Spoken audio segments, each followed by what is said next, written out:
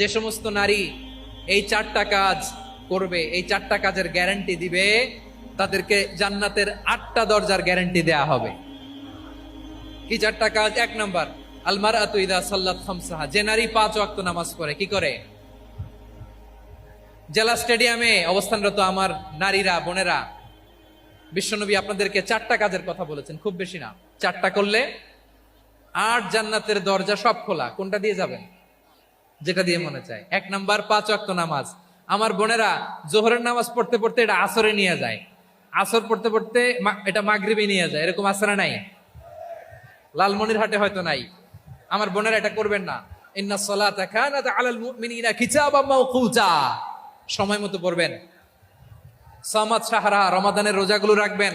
হাফিজাত ফুরুজাহা, যে নারী তার চরিত্রকে হেফাজত করে, তার প্রাইভেট হেফাজত করে, তার লজ্জাস্থান হেফাজত করে।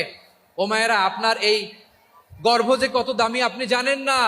আপনার এই গর্ভ থেকে জন্মাবে আগামীর সালাহুদ্দিন আল আইয়ুবী। আপনার গর্ভ থেকেই জন্মাবে ইমাম আল মাহদি আল মুনতাজার। আপনার পেট থেকে জন্মাবে আবু সাইদের মতো বীর সৈনিক। আপনার পেট থেকে জন্মাবে মুগ্ধের মতো বীর মুজাহিদ। আপনি জানেন না কে আসবে আপনার পেট থেকে। সময়টাকে কাজে লাগান, ইসলামকে বুঝেন, মানেন, আমাদের ইসলামিক লেকচারগুলো শোনেন। আমরা যে বার্তাগুলো, ইনস্ট্রাকশনগুলো, দিক নির্দেশনাগুলো আপনাদের খেদমতে রাখি, এগুলো মেনে চলুন। আপনিই পারেন আপনার ঘরটাকে জান্নাতের টুকরা বানাতে।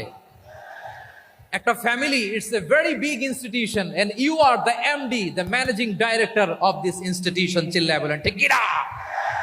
চাইলেই পারেন ঘরটারে জান্নাতের টুকরা বানাতে। 5 ওয়াক্ত সালাত, রমাদানের রোজা, নিজের চরিত্রের হেফাজত, ও আতাআত বালাহা, স্বামীর আনুগত্য।